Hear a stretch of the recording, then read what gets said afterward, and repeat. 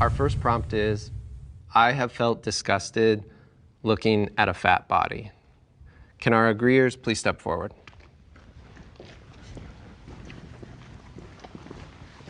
Whoever feels compelled to start us off. Well, it's unacceptable to be fat.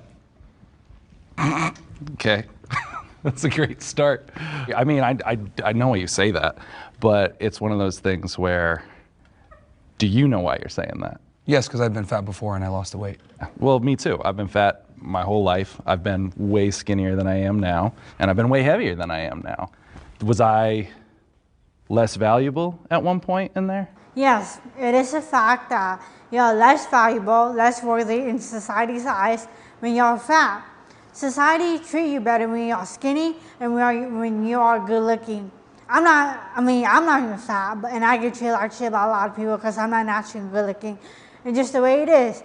Well, I mean, you can make an argument that you're less valuable when you're fatter because you drain resources, but that's a whole other conversation. But yeah, I mean, in general, being fat is unacceptable because you control every single morsel of food that goes into your mouth. Okay. It shows a lack of discipline, it shows a lack of character, it shows a lack of temperance, and when you're fat, it's an outward manifestation of your inadequacies. When I see somebody who's 500 or 600 pounds, all I can think of is, why do they care so little about their health that they can do this, allow themselves to gain that much weight, knowing it's taken 20, 30, 40 years off their life? I just can't imagine not wanting to live that badly. I don't think there's anyone that can look at somebody 500, 600, 700 pounds and not think, wow, what have they done? And not be disgusted. Like, how can you not? I just can't understand. Okay, so the reason I disagreed, especially when I heard the statement, I don't think I'll ever look at somebody based on their situation and think that I'm disgusted. Like, if I see somebody that's a drug addict on the street that's homeless, I'm not disgusted by that. If I see somebody that's incredibly overweight, I'm not disgusted by that. Do I think that there's an opportunity for growth? Do I think they've been put in a disadvantageous position that's probably makes it harder for them? Absolutely. A lot of people want to sound righteous and noble so bad. They want to sound and they want to sing the virtues so bad that, like, oh yeah, judging is wrong. You can never judge anyone, and if you do, you're a horrible fucking person. And then they'll go on and judge the person in the next 5 minutes. Like, huh? Believe it or not, most human brains make assumptions and make judgments based on just look at a stranger for 10 seconds. They make assumptions on their ethnicity, their age, their occupation. A lot of things about them just within the first 10 to 20 seconds of looking at a stranger, believe me or not, man. Another issue here too is that people want to tie it to fat people so bad. Like, feeling disgusted has nothing to do with fat people. I have looked at a lot of people that weren't fat, and I have thought to myself, yeah, that's disgusting.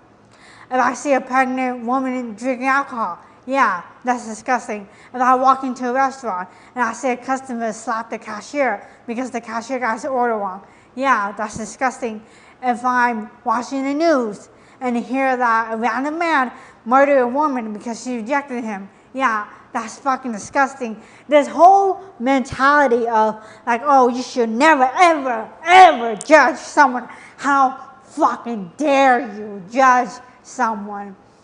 You are a fucking horrible person if you do this and that. Like, bro, they just try to sound normal, bro. Like, honestly, and those are the ones that I gotta watch out for the most, because those are the same ones who judge the most.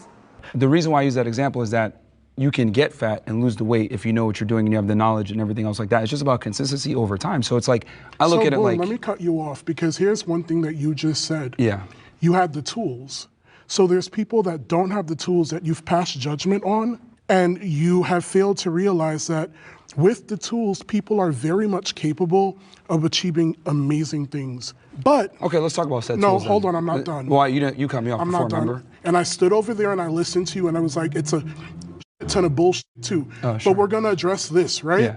You are passing judgment on people who lack the tools to do what it is that they need to do to get themselves to a certain point of health. There are multitudes of factors that weighs into what goes on with somebody's body. There are people that even if they work out, losing the weight does not come as simple as just going to the gym, cutting calories, watching everything that you eat. There are some people that have a disposition. Tools. People love using this shit.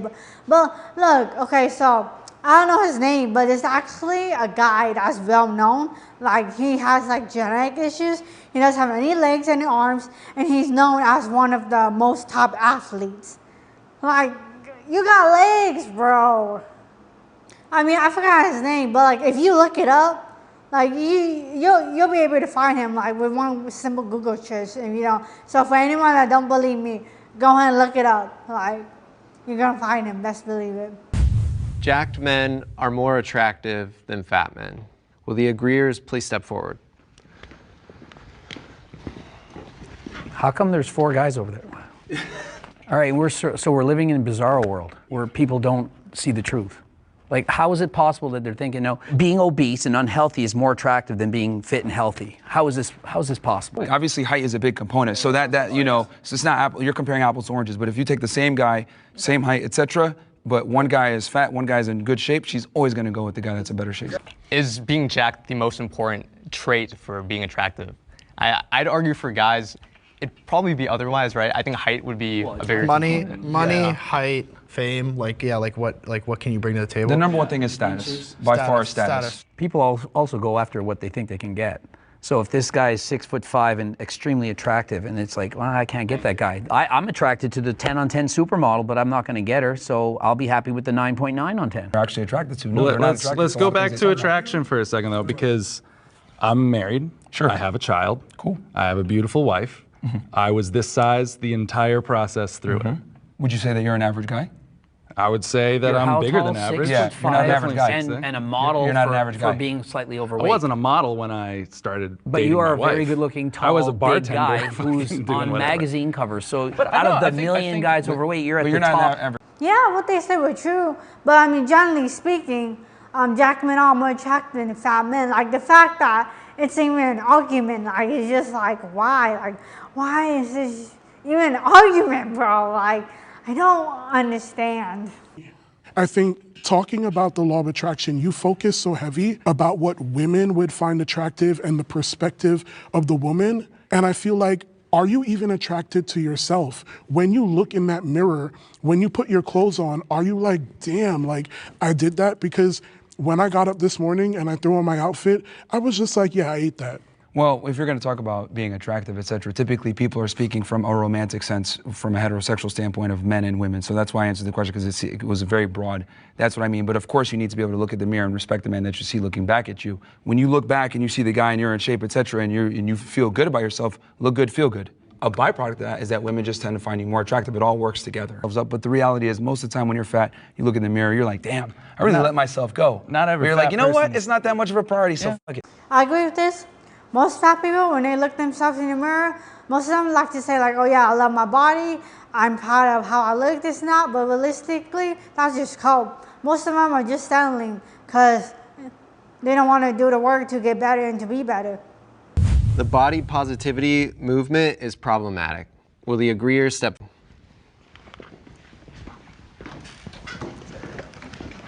Well, I think where it becomes a problem is obviously you should be comfortable in your body, and if you genuinely love how you look, great, but you can't ignore your health. Being someone who is overweight, I've been fortunate enough not to have any extreme complications other than like, knee pain and stuff like that. But I know people that, that are my size or bigger, and they have cholesterol problems, heart problems, diabetes. I have none of that. Oh, I should love my body, da-da-da-da-da. Great, but you have to be healthy too. You can't ignore your vitals. You gotta check yourself on the inside.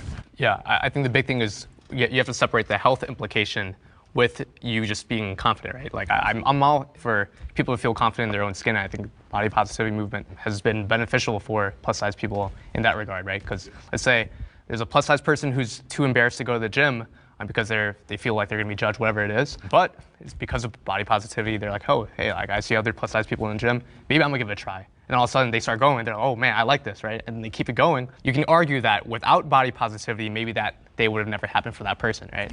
But I think the problematic part really comes down to people extrapolating body positivity, shaming a celebrity, like let's say Adele, for losing weight, right? That's where I would kind of draw the line there. Well, promoting Lizzo. Making fun of Adele for losing weight, but promoting Lizzo for being a fat ass. Unacceptable. Do we feel, are a lot of people doing that? I think the thing around Lizzo is it's not just the weight, it's the lifestyle. You like see her drinking all the time and partying and not sleeping. There's like so little to do with health. It's not just she's promoting like loving yourself, which I think is great. She's promoting a lifestyle that is unhealthy, like being very overweight, drinking, not sleeping. All of these things are not conducive to your health. So I think you conflate that. And sure, being body positive is important, like loving yourself, loving the way you look. But if that's gonna influence other people to make bad decisions about their body and their health, that's problematic. Body positivity is disempowering people. It's making them think that they're healthy at any size, which they're not. The body positivity movement is a huge psyop to keep us fatter and stupider. It's all a scam. The reality is that Big Pharma wants money, and they understand that when you're fat, you have more health problems. They understand that you're gonna need insulin, you're gonna need medication, etc. And they make a bunch of money on us being sick. There is no incentive to actually have you be healthy. So let's go ahead and make our people fat as hell, get them in the hospitals, get them on medication, continue to make money, etc. It's all a big psyop. So you believe it's all intentional? Yes. We promote mediocrity. I think if you haven't earned, here's the thing, being happy and content with yourself, it's not given, it's earned. You have to go out there, work, and then you're gonna feel that satisfaction, like, I earned that, that feels So good. at what point do you earn it though? When you can look back in the mirror and actually, genuinely, not coping, respect the man that you see before you. And the reality is, people are gonna realize that you're gonna need to achieve a certain physique, because you have all these fat people, I love my body. No, you don't. It's a lie, dude. You're just coping, you're lying to yourself. And now all these people on Instagram and TikTok with the body positivity movement are lying to themselves. They're not happy where they wanna be. They just accept that because they're too lazy to make a change. I agree, 100%. Body positivity kind of comes in and goes, okay, you as a human being have inherent value. Just in the fact that you are a conscious soul on this planet, you have an inherent value. You are within a vessel of your body that you do have control over, but at the same time, you're not less valuable to society or from the standpoint of the soul for what your body looks like. No, you don't. Okay, so check this out. Why is a murderer invaluable? Why is a rapist invaluable? Why is a pedophile invaluable? So between these three people, right? These other three people, why is a construction worker, for example, a trucker, for example, a McDonald's cashier, for example, why would they have more value to society than these three other people? Think about it. Because of the things they did, right? They went out and did the work that they were supposed to do. So they earned, these other three people, they earned that respect, they earned that value by not doing bad things, by not making bad choices, right? And sometimes that includes being fat or being skinny or whatever. And like I said before, a lot of people like to tie it to just being fat. But it really has nothing to do with being fat. I mean, does it include being fat? Sure, but it applies to everything in your life, not just being fat, bro. You don't get value simply because you're a human being. You get value because of the things you did and because of the accomplishments you have done. Fitness culture can be toxic. Agree or step forward? Here we all are again. Hey, let's hear from the jacked guys. 100%. I think you can perpetuate so many themes that are so unhealthy. Like there's so many images online of people that post in like the best lighting with a pump. That is the societal norm of like what's good, and it even like affects me because I'll see people and I'm like, oh, I look like garbage compared to that. I think that right now it's like there's a lot of misinformation online when it comes to like how to get fit, how to stay in shape, and a lot of people are monetizing it. These like crazy fad diets, like you can't eat certain things, carbs are bad, fruit has sugar in it, so it's gonna make you fat. So like now food is almost being weaponized, and then to be monetized so that you buy their ebook to tell you the exact secret, code in order to lose weight. So fitness is an industry, right? So people are incentivized to say whatever that is to make money.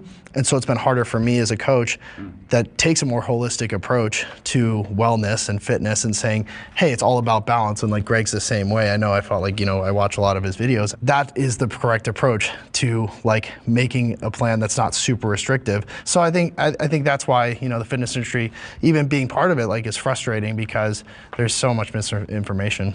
I would say also that there's so much pressure to look like us, and it's causing people to develop body dysmorphia. And so this is a huge problem. So when you swipe on Instagram, you're being shown the top 1% of the top 1%. They all have a six-pack abdominals. Everyone feels inferior. There's pressure. Then that causes a whole host of problems, eating disorders, people feeling like shit. They don't like the way they look in the mirror. And then they keep looking for information. And then what information they're getting, half of it's wrong, like you were just describing. And so where do we go from there? 100%. That's why it's very important to just do your own research, like getting out there, doing the work, and doing your own research. Instead of following what's popular or what's gonna make you look cool or what everybody else is doing, you just gotta just really do your own research. For example, like if you want Stacy to be your fitness coach, you gotta ask for references, talk to references, and then ask for their references. Is Stacy a nice person? How does her workout routine looks like? Does her training produce results? Things like that, And like another thing too, like you gotta ask the right questions and the good questions.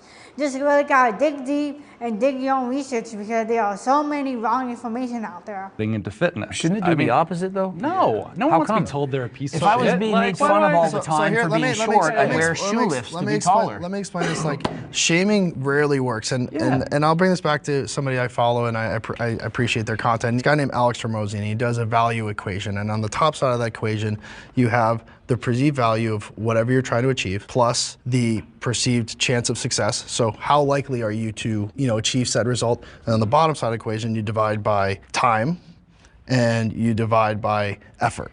Shaming doesn't work because the value equation is driven by those things. So what I think we need to do on this side of the table is to make those things more accessible. Like you said, so many people waste time, let's say, doing so much excess cardio where strength training should be the main component. So like, that's why I think, adding value and decreasing time and decreasing the amount of effort is gonna give you guys so much more emphasis or ability to achieve the result and more motivation to achieve said result than being like, oh, you're fat, what the fuck? Coming from whether the fitness space can be toxic or not, the shame attitude has kept a lot of people out of it. I've been doing fad diets since I was 12 years old. I was put on Weight Watchers. I did Atkins, I did paleo, I did everything you could possibly imagine. And not until I started following other influencers that were more proactive based on, I want to be around for my daughter for as long as I possibly can be.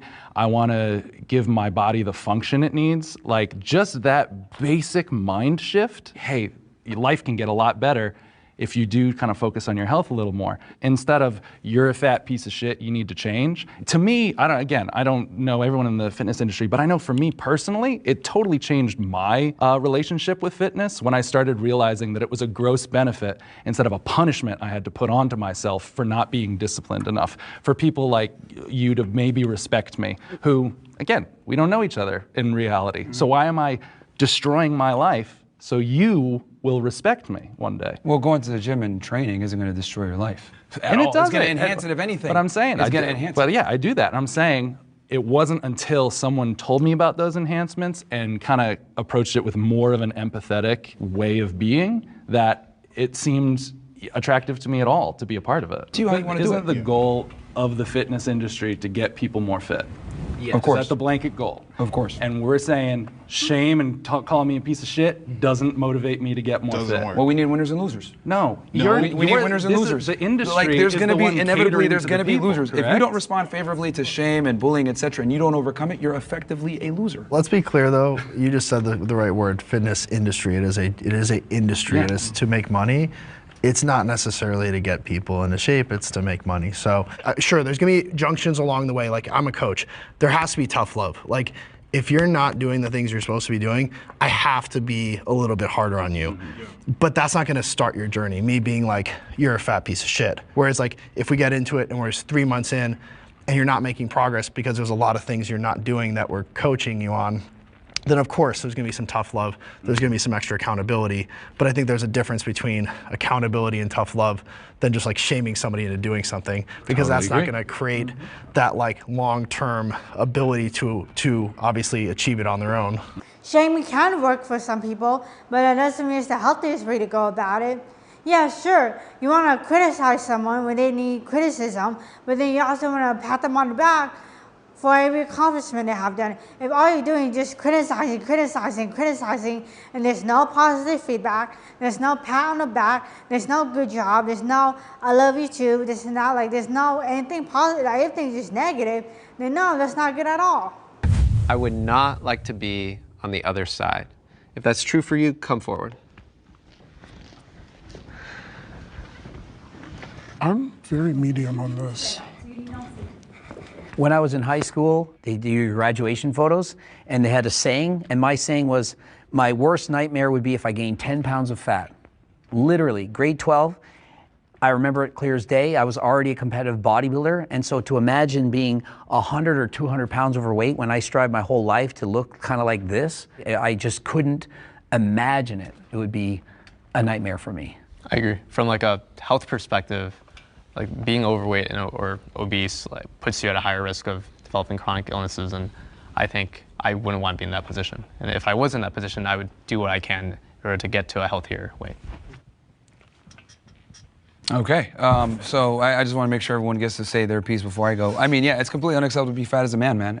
It's completely unacceptable. It's just so many problems with it. I've been fat, I've been skinny, and I've been in shape, and I will pick being in shape every single time. Just like if you have someone that's rich versus someone that's poor, they will pick being rich every single time. And the thing is that most fat people, not all, but most, have never even seen their abs. They've never seen what their body is capable of. They've never been actually happy with their physique. And once you get that taste, you're never going to want to go back. And then on top of that, you're going to want to go ahead and tell all those fat asses that you were once friends with, you need to get in shape. This is awesome. But the reality is we live in this crazy world where we coddle fat people, we coddle idiots, we coddle morons, and we don't hold anybody accountable, and we allow mediocrity to strive in the West. I agree with this. I mean, generally speaking, I would say like it's a fact that most people rather be skinny than fat. I'd rather be skinny than fat. Like, that's just a fact.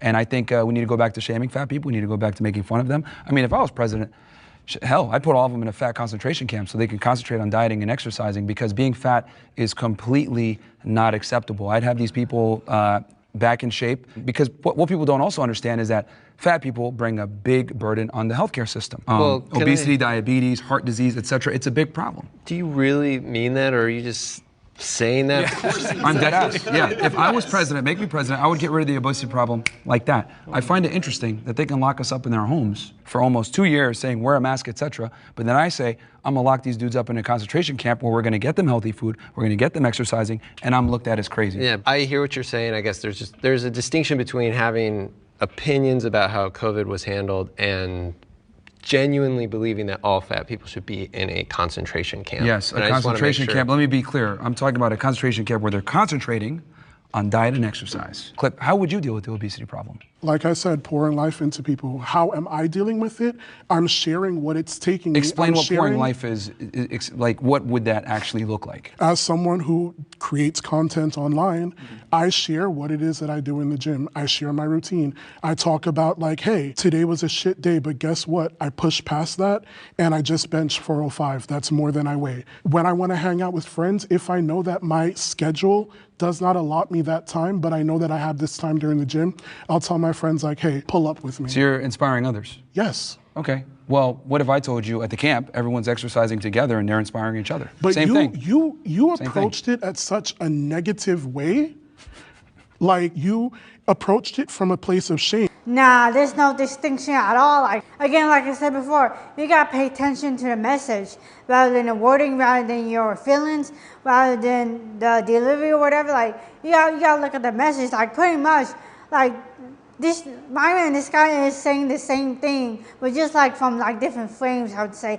I actually watch a lot of fitness creators, and boot camps are actually quite common. A lot of creators, some of them are held in the US, and some of them are held out of the country.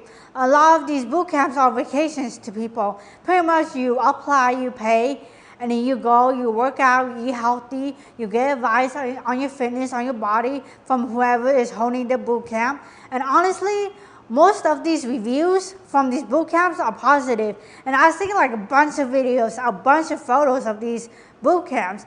And like, it doesn't really look that bad. I mean, it doesn't exactly say concentration camp, but I mean, it does say, I mean, yeah, it is boot camp. I mean, some creators like to call it like retreats. Other creators, but I mean, yeah, pretty much like the common term for it is boot camp, like fitness boot camp.